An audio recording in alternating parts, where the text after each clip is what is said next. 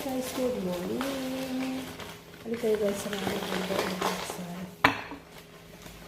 Nag-craving ako ng pandesal, so gagawa tayo. Ito yung ating flour. So, yung flour natin ay nag-roast na siya. Tari natin. So, di akin ito. Paghiwa.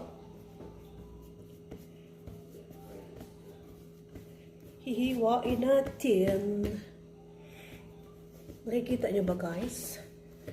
Ang hindi ko nakikita.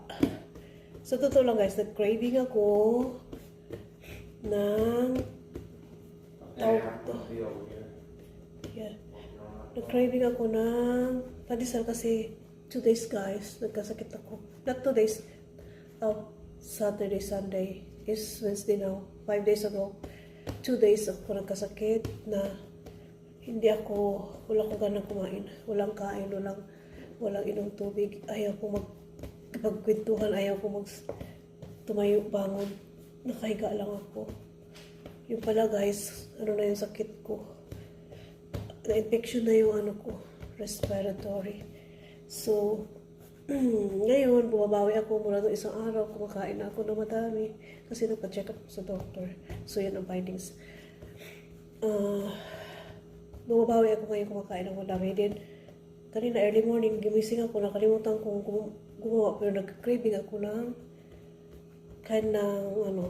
mga tinapay. So, naisip ko, gagawa ako ng tinapay.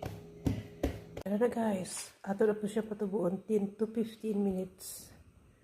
Nga ato siya i-bake. Alright guys, luto na po tayo. Look at that. Ooh, ang sarap. Look. Ooh, wow. Yan na. Look at this guys, my pandesal here. Look, how floppy. Wee! Sarap guys. So floppy. Ayan na, with the tea and creamer.